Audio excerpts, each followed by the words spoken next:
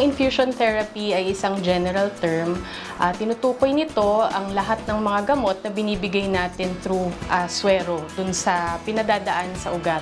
Wala itong pinagkaiba sa mga binibigay natin tuwing tayo ay na-admit. Ang kinaiba lang sa aking practice sa rheumatology, kadalasan ang mga pasyente na binibigyan ko ng infusion therapy ay yung mga na-diagnose ng rheumatoid arthritis, lupus, at osteoporosis. So yun yung mga piling mga sakit na binibigyan namin ng infusion therapy.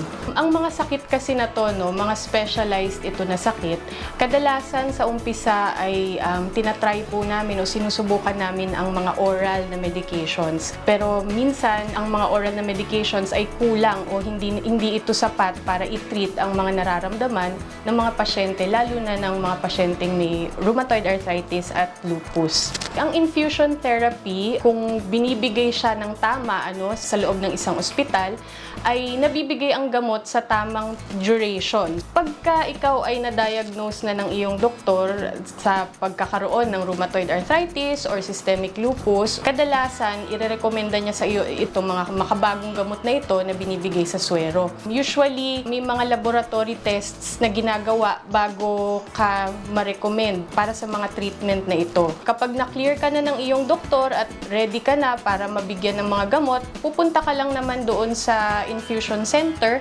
para magpa-infuse. Usually, nakaupo ka, wala namang paghahandang kailangan, lilinisin lang ang iyong kamay at kadalasan dito lang naman sa ating kamay tinutusok ang karayom at dito rin kinakabit yung tube kung saan dadaan na yung gamot. Isa lang na kailangan malaman bago ka bigyan ng mga specialized na gamot na ito ay kung meron kang history ng allergy. Kung ang pasyente ay unang beses pa lang mag-undergo ng infusion therapy, ang mga paghahandang kailangan ay una, kailangan masigurado na wala siyang allergy. Ang infusion therapy ay isang napakaganda at napaka-beneficial na procedure para sa mga pasyenteng may chronic conditions tulad ng rheumatoid arthritis, lupus, at osteoporosis.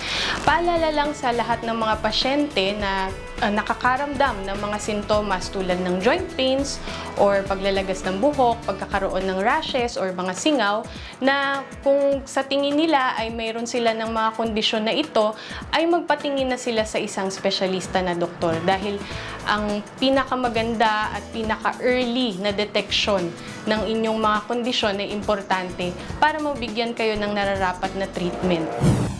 This portion was brought to you by the De Los Santos Medical Center.